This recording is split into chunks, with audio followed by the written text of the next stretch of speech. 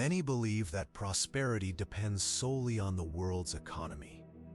But Solomon, the king who faced wars, crises, and family conflicts, knew that difficult times are not a sentence. They are a stage where wisdom shines brightest.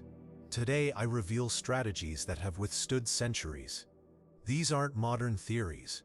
They're eternal principles. If you understand them, you will prosper where others fall. 1. Inner order is the first wealth. When the world enters a crisis, most people think about what they lack: money, jobs, security, stability. But Solomon, the wisest man of his time, understood a deeper principle. True wealth doesn't begin with numbers, but in the soul. It's there that prosperity is born or collapses. Because a man can lose his possessions, his house, even his reputation, but if he maintains governance of his mind, he is not defeated. On the contrary, he's closer to rebuilding. In times of difficulty, the greatest danger isn't external. It's not inflation, war, debt, or market uncertainty. The real enemy settles within. It's the fear that paralyzes, the anxiety that clouds the mind, the panic that distorts reality. It's that constant murmur telling you, you won't make it, all is lost, there's no way out. And when that mental chaos takes hold of you, you can have resources all around you and still fail. That's why Solomon taught, better is a dry morsel with quietness than a house full of feasting with strife. Because material abundance is useless if the soul is full of strife, if the mind doesn't rest, if the heart is a battlefield. The first strategy for prospering in difficult times is this: before trying to dominate the external world, you must dominate your inner world. Inner order begins with small daily decisions, deciding which thoughts you accept and which you reject, choosing silence over external noise, discerning which news feeds your wisdom and which only sows alarm. Many believe they're well-informed because they consume everything published, but what they are is overloaded, saturated with noise, overwhelmed with stimuli that only fuel their fear. The wise, instead, practice the art of filtering, not because they ignore reality, but because they protect their mind as a farmer cares for his seed. Fertile ground cannot be full of weeds. Solomon knew that the human mind is like a garden. What you allow to grow there will determine your emotional state, your decisions, and ultimately your results. If you plant thoughts of fear, you will reap paralysis. If you plant thoughts of gratitude, even in the midst of the storm, clarity will emerge. That's why he said, as a man thinks in his heart, so is he. This principle is radically powerful. Your external reality always ends up reflecting the state of your mind. You can be in the midst of the most severe economic crisis, but if your mind is clear, serene, and focused, you'll see opportunities others don't. Where some only see ruins, the wise see fertile ground for building. Inner order also requires emotional discipline. It's not about denying difficult emotions, but about not letting them guide your decisions. When you allow anger, fear, or despair to direct your actions, you end up taking paths you later regret. The wise don't suppress what they feel, but neither are they slaves to their emotions. They observe them, understand them, but decide from a deeper place, wisdom. In difficult times, it's common to see people chasing quick fixes. They seek anyone's advice, follow any trend, jump from strategy to strategy, like someone trying to put out fires with bare hands. But the wise of heart breathe deeply. They sit in the silence of their soul and ask, what is within my control? What can I do today with what I have? And from that inner peace they take firm steps, without haste, without panic. Because to prosper is not to run desperately, but to walk with direction. When your mind is ordered, your priorities become clear. You know what to keep, what to discard, what to strengthen. Inner order is the ground where your financial, emotional, and spiritual strength will grow. Solomon reminds us of something essential. It's not abundance that brings peace. It's peace that allows abundance to be built. The first enemy you must defeat is not the market, nor your competitors, nor your debts. It's the chaos within you. Once you order your mind, you will have won the first and most important battle of prosperity. 2. Multiply what you know before multiplying what you have. When the wind blows strong, many try to build walls to protect what they have. But Solomon, with his ancient wisdom, teaches us another path. Don't rush to protect what you possess, but rather to multiply what you know, because knowledge is the only wealth that doesn't evaporate in the storm. The mistake of many, in times of crisis, is to obsess over the immediate result, how to generate quick income, how to secure a profit now, how to avoid immediate loss, and that's where they make their worst mistakes. Desperation leads to bad decisions. The fear of losing generates impulsive investments, toxic alliances, unnecessary expenses. They seek the fruit before strengthening the root. Solomon asked for wisdom. He didn't ask for gold, nor lands, nor armies, nor fame. He understood something that most forget. If your mind is rich, everything else will be added to you. By wisdom a house is built, and by understanding it is established. Solid prosperity isn't born from strokes of luck. It's born from deep knowledge applied with prudence. Therefore, in difficult times, the second strategy is clear. Transform every day into a learning field. Crisis isn't just a danger, it's a demanding teacher. It forces you to observe better, to analyze in more detail, to refine your skills. Many lament the unstable market, technological changes, fierce competition, but who prepares in silence? Who takes advantage of that time to learn new skills, to better understand their industry, to study what others ignore? That's where true prosperity is sown. Because when the cycle changes, and it always changes, those who sowed knowledge will be ready to harvest while others are just trying to adapt. There is a silent law in the universe of wisdom. He who invests in his mind during scarcity, reigns during abundance. Knowledge has an incomparable advantage. No one can take it from you. You can lose your business, your investments, even your reputation, but what you have learned, what you have integrated into your mind and character, remains with you. It is your true capital. Solomon also observed the power of prudence. The prudent sees danger and hides himself, but the simple go on and suffer for it. This is applied wisdom. Whoever understands their environment, whoever studies the signs, whoever investigates deeply, can anticipate movements. Most only react. The wise foresee. Global economic crises, technological disruptions, shifts in social paradigms. They are visible to those who observe, and he who gets ahead prospers. Therefore, if you are going through difficult times today, take a moment and ask yourself, what skills could I strengthen now? What knowledge is scarce in my environment? What future opportunities can I prepare for today, even if they don't yield immediate fruit? The wise don't sow today expecting to harvest tomorrow. They sow because they know that fertile ground needs time, patience, and constancy. Not everyone is willing to wait. That's why few prosper stably. In a world obsessed with immediacy, with shortcuts, with the quick secret to success, Solomon gives you a message that transcends centuries. Invest first in what no one sees. Your mind, your character, your wisdom, and the visible will eventually multiply. Because true wealth is not about having more, it's about being more. When you are mentally stronger, wiser in your decisions, deeper in your understanding, you will inevitably attract better results, build stronger relationships, create opportunities that others don't even perceive. External wealth is fragile, inner wealth is invincible. 3. True abundance is born in giving, not just receiving. When the world shakes and fear sets in, many people's first reaction is to close their hands, protect what they have, reduce their movements, and distrust everyone. It's a primitive instinct, to preserve one's own when scarcity threatens. But Solomon, a profound observer of human nature, discovered a principle that defies this superficial logic. There is one who scatters, yet increases more, and there is one who withholds more than is right, but it leads to poverty. In difficult times, the instinct to withhold can be the greatest obstacle to true prosperity, because what is guarded with fear stagnates, but what is shared with wisdom flows, multiplies, and opens unexpected doors. Solomon's third strategy for prosperity is counterintuitive. Activate the cycle of giving even in scarcity. Giving is not losing, it is sowing. It's not about giving out of naivety or blind sacrifice. It's about understanding the power of exchange.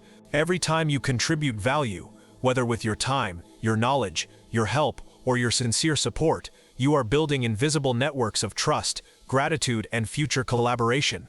Many confuse giving with weakness. They believe that yielding is losing ground, but in reality, he who knows how to give well becomes indispensable. The wise of all times knew this. The bridges you build today will be the paths that sustain you tomorrow. During his years of reign, Solomon not only accumulated wealth, but also strengthened alliances, cultivated relationships of mutual respect, opened trade routes, and shared wisdom with other peoples. His strategic generosity attracted powerful alliances. His prosperity was not the result of selfish accumulation, but of understanding the principle of circulation, because abundance, in its deepest essence, is movement. It is the circulation of ideas, goods, energy, affection, support.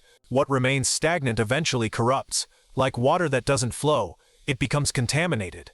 The wise understand that even in the toughest moments, they always have something to give. Timely advice, the invaluable contact. A moment of sincere listening, knowledge that can open doors for others, and by doing so they don't just help, they sow.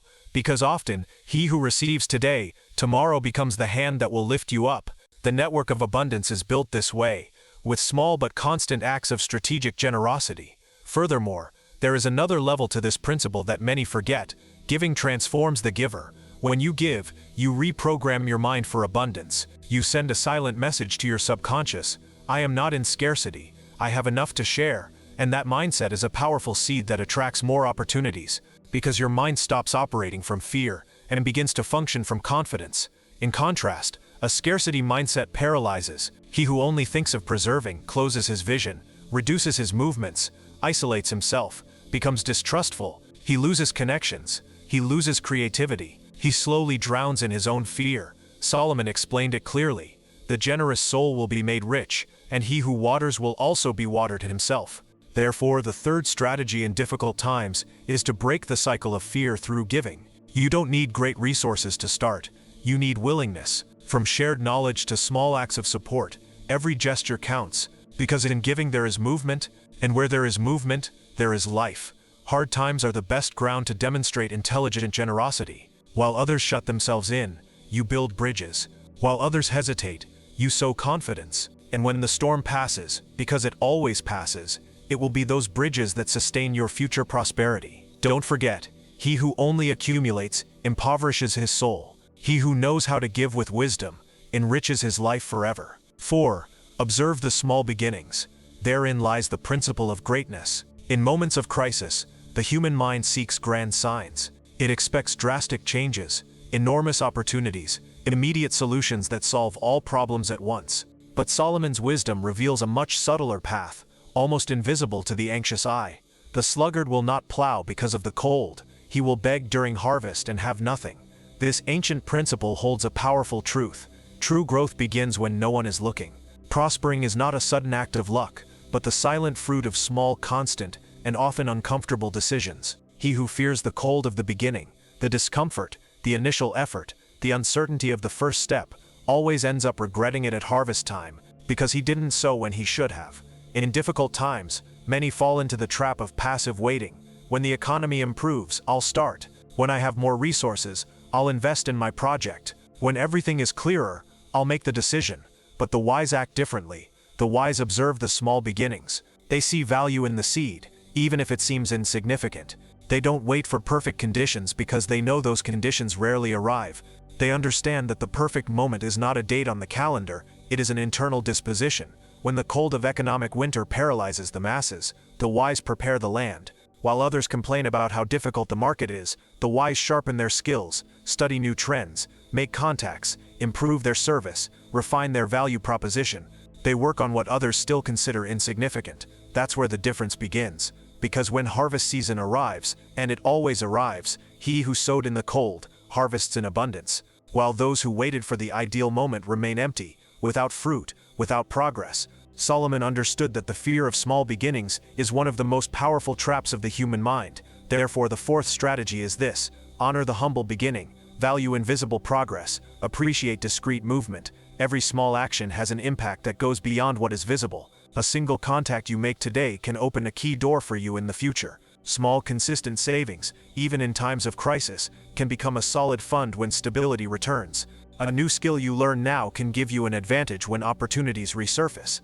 Moreover, small beginnings have an additional power. They forge character. What you build from the ground up strengthens your patience, your discipline, your focus. It trains you for the greater challenges to come. Because he who learns to be faithful in little will be prepared to handle much. This principle is deeply psychological. The mind that learns to celebrate small progress, the client who arrives after much work, the project that begins with modest profits, the learning that is gradually incorporated, develops an unbeatable resilience. It doesn't need great external stimuli to remain firm. its motivation comes from within. Conversely, he who despises small beginnings always lives frustrated. Everything seems insufficient, slow, unprofitable. This impatience leads him to abandon processes that, with time and constancy, would have borne fruit. Solomon observed wisely, "Wealth gained hastily will dwindle, but whoever gathers little by little will increase it." This is the silent law of great wealth builders. It wasn't grand leaps that cemented their prosperity, but the sum of thousands of small, almost invisible, but consistent steps.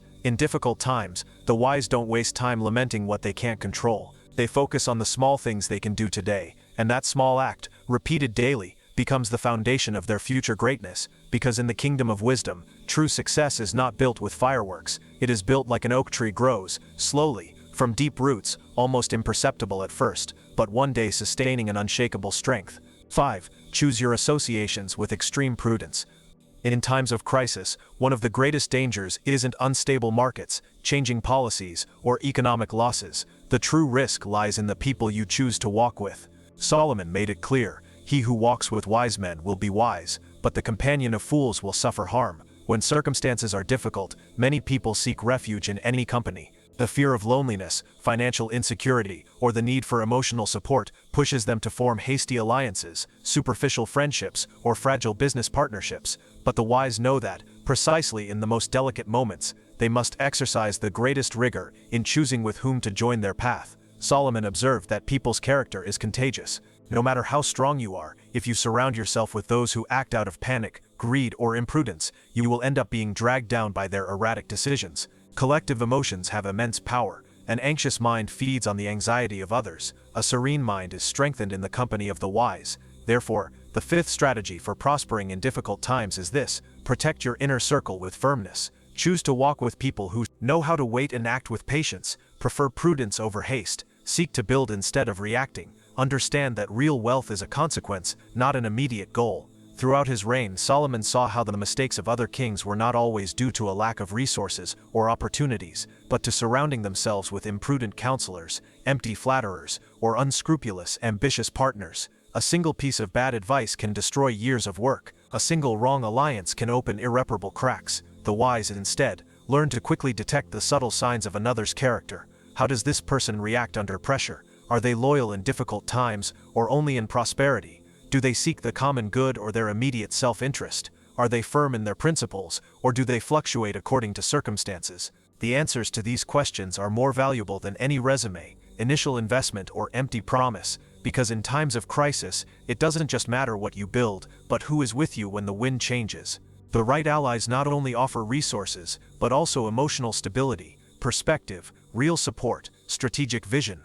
They are those who, even in the storm, remain calm and focused. This principle applies not only to business but to all areas of life. Friendships that uplift or drain, partners that support or unbalance, counselors that guide or confuse, partners that build or sabotage. When you choose your associations well, even the most complex difficulties become scenarios for growth. Because the wise never walk alone, they form small circles of mutual strengthening, where each member brings light when the other enters darkness. Solomon summarized it this way: "Two are better than one, because they have a good reward for their toil. For if they fall, one will lift up his fellow, but woe to him who is alone when he falls and has not another to lift him up." In times of expansion, it's easy to have many around you, but in difficult times, the false disappear, and only the true remain. Therefore, the wise don't wait for crisis to filter their companions, they do it beforehand. They observe, discern, test loyalty in small matters, before sharing the great ones. If you are in a complex time today, stop and review: who surrounds you? Who feeds your mind with wisdom? Who maintains their integrity even when there are losses? Who is willing to walk slowly and firmly, instead of seeking risky shortcuts? Prosperity, in the end, is not built in solitude, but it is not built with just anyone either. Your close circle is your platform for stability, or your greatest point of vulnerability. The wise choose with extreme prudence, the fool chooses out of desperation, and in that simple act, the destiny of many is defined. True gold is born in the soul, not in the market. My son, you have now seen what few understand. When the winds of life blow strong, many look to the sky for a sign, others look to others searching for culprits. But the wise, instead, turn their gaze inward. Difficult times are not new. I have seen them in my days of reign, in wars that seemed endless, in droughts that defied hope, in betrayals that broke the hearts of kings. But I learned something that I now pass on to you as an inheritance. The external world changes, but your inner world can remain firm. The prosperity that survives crises is built upon foundations invisible to the common man, but sacred to the wise. First, the mastery of your own mind. Before conquering lands, conquer yourself. Inner peace is the fortress from which the best decisions are made. Without it, the greatest army will be defeated by confusion. Second, wisdom as the supreme capital. All material things are fragile. What is accumulated today can be lost tomorrow. But what you learn, what you understand, what you integrate into your character, no one can take from you. Wisdom is the only treasure that grows while being shared. Third, the power of intelligent giving. In times of fear, prudent generosity is a valuable seed. He who sows courage, respect, service and support will reap allies, open doors, unexpected opportunities. Not everything you give returns immediately, but it always returns multiplied. Fourth, the virtue of honoring small beginnings. While others await great opportunities, the wise begin with what they have. An idea, modest savings, a first client, a new skill. Greatness is the child of constancy, not haste. Fifth, the importance of surrounding yourself with the righteous. The man who walks with fools will pay a price he never calculated, but he who surrounds himself with men of firm principles, prudent minds, and loyal hearts builds an invisible shield that protects him even in the storm. My son, everything I have told you is not theory. It is a reflection of the paths I have traveled. I have seen kingdoms fall and rise. I have seen poor men become wise and rich, and I have seen rich men impoverish their souls until they were empty. That is why I tell you, do not fear difficult times. Fear them only if you face them without wisdom, because even in the greatest darkness, the man who has cultivated his mind, his character, his generosity, and his prudence will find paths where others will only see walls. Real prosperity is like the strong tree. Its roots are underground, invisible to the superficial eye, but that is where its strength lies. Tend to your roots, and your crown will touch the sky. And when the next cycle of abundance returns, because it always returns, you will not be improvising like the inexperienced. You will be ready, firm, prepared, because your wealth was already within you much before gold reached your hands. Always remember these words: fortune is fleeting, wisdom is eternal. And now, my son, it is your time. May knowledge guide you, may prudence accompany you, and may true abundance find you working in the silence of your soul.